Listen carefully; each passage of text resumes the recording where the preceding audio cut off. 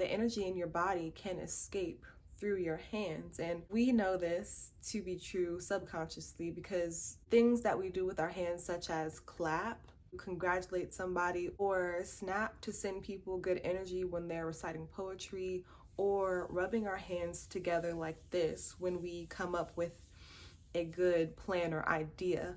Those are subconscious things that we do, not thinking about consciously the energy that is produced in our hands when we do those actions. If you know or have experienced firsthand someone getting healed by laying on of hands, or somebody praying over somebody else and they lay hands on them, right? Our hands can transfer spiritual energy from one person's body, the person who's laying the hands, to the other person's body who is getting their hands laid on them. In the same way that hands can be used to transfer healing energy, it can also be used to transfer negative energy.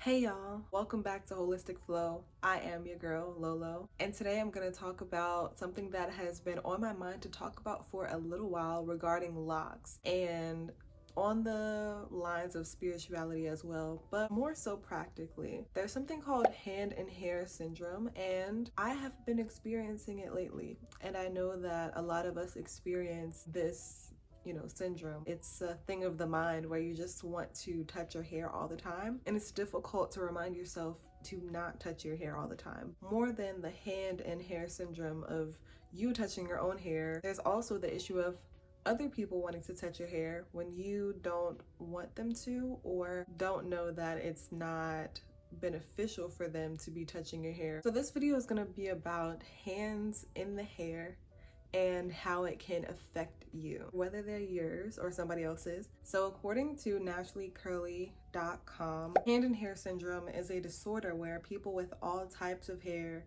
can't keep their hands out of their hair. So I stand corrected, it's an actual disorder. However, I do know that it is something that your mind does to trigger the action of the body to reach the hand up to the hair. And it's like your mind is on autopilot because you do it subconsciously. What hand and hair syndrome looks like for me is, since I do my work at home, I'll be sitting here at my desk and I'll be on Google or editing a video. And when I start to think, or my brain starts generating ideas, it's kind of like hand and hair syndrome comes when I'm having a creative moment, when my mind is like, the wheels are turning. So that is when your brain goes on autopilot because you may be thinking about multiple things at once. Then you start touching your hair because you're thinking, and you don't know that you're doing that because, again, your mind is on autopilot and you're thinking about multiple things. And sometimes I become aware that I have started touching my hair. Sometimes I am not aware of it. If you have similar behaviors to me, you may find that you have hand and hair syndrome as well, especially if you don't notice that you touch your hair, and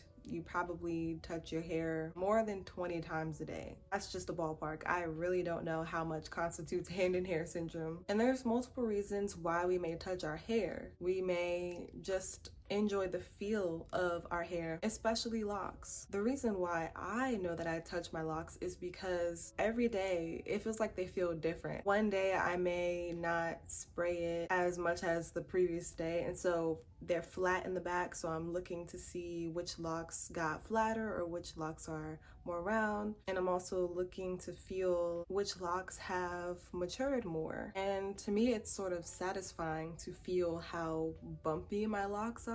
For someone else, they may have developed the habit of touching their hair or their locks throughout the day because they don't think that it's all in order, so they have to keep it in order. If they have a ponytail, they have to keep smoothing things down or putting their hair in place where they want it. And another reason may be nervousness or anxiety. So you can make a habit of touching your hair or pulling your hair or twirling out of nervousness. Messing with something relieves some stress. And also sometimes pulling our hair and twirling it can feel good. Whatever your reason is for touching your hair or your locks all the time, it is beneficial to try to touch it the least amount of times as possible, which is probably, evident. And I made this video to simply bring awareness to hand and hair syndrome and not necessarily bringing a lot of solutions to fix it, because I don't really have a lot of solutions on how to fix it for myself, because I go through this every single day. The only thing I really do is sometimes I'll wear a hat. I have multiple different hats, and most of them only cover the top of my head, because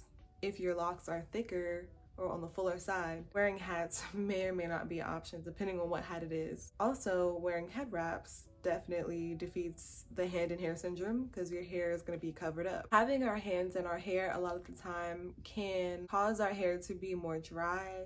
It can promote frizz because our hands are often dry, because especially if we wash them many times throughout the day, and then we go to touch our hair, the oils or leave-ins or aloe vera or whatever you put on your locks, your hands can wipe that off, especially if you're touching the ends of your hair a lot, which are the oldest part of the hair. And we all know that locks are mostly comprised of dead hair that is no longer attached to the follicle, so that hair is extra dry. And with locks, we really want them as moisturized as possible. So we talked about having our own hands in our hair, but now let's talk about other people's hands in our hair. It probably goes without saying that you should not let a lot of people touch your hair, and you probably don't want nobody else touching your hair.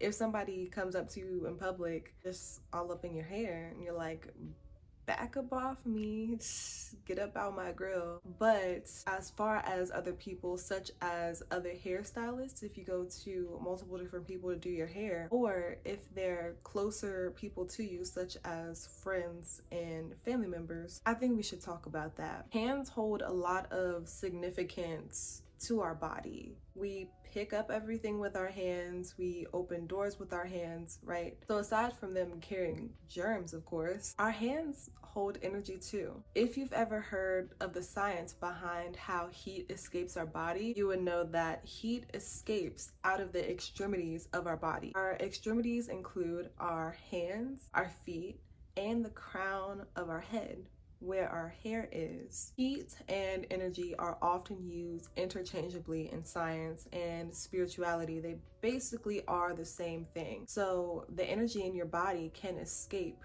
through your hands, and we know this to be true subconsciously, because things that we do with our hands, such as clap, congratulate somebody, or snap to send people good energy when they're reciting poetry, or rubbing our hands together like this when we come up with a good plan or idea. Those are subconscious things that we do, not thinking about consciously the energy that is produced in our hands when we do those actions. If you know or have experienced firsthand someone getting healed by laying on of hands, or somebody praying over somebody else and they lay hands on them, right?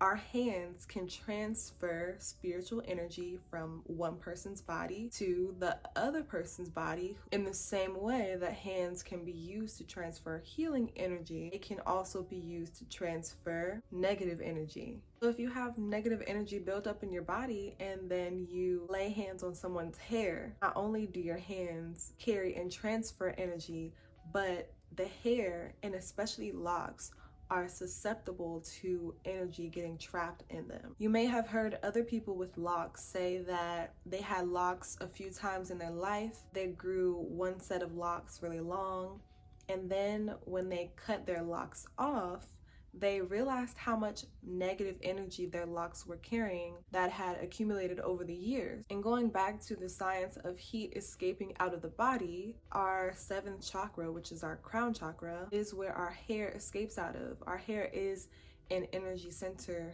of the body. So locks are made up of millions more hairs than someone with loose natural hair who just sheds their hair in a brush or comb and then removes those dead hair cells. But we keep all of the hair that we shed, well, almost all of it. So our crown is even more sensitive to energy getting into it. For somebody to put their hands on our hair and touch our hair, and they're literally transferring energy, not just from the atmosphere around us and the atmosphere around them, but literally direct transference. So I was thinking about this number one reason why you should be very, very careful who touches your hair. And to me, it feels very valid and it feels very real.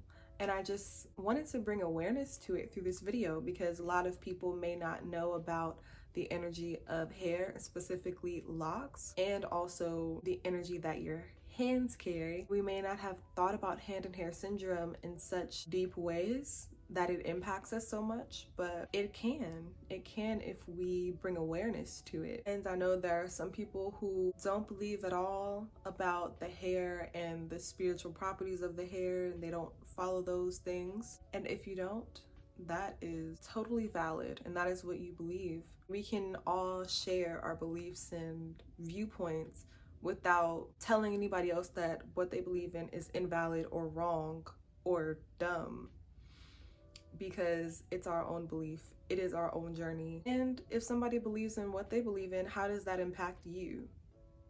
And simply the fact that our bodies are like trees. This is our trunk, and these are the branches, and also these are some of our limbs. I think this is a pretty short and sweet video, simply bringing awareness to these things, and hopefully you got something out of this video. I really hope that you did. And if you enjoyed it, please give it a thumbs up. If you have any suggestions for any videos that you want to see about locks, spirituality and locks, or anything really, please comment it below. Don't hesitate to do that. I love reading comments, and thank you all for your special sweet comments, constructive comments. Thank you for all the comments, really. And I hope to see you in my next video. But until then, I'm sending peace your way, love your way, and joy to you, your family, and your friends. All right, y'all. Peace.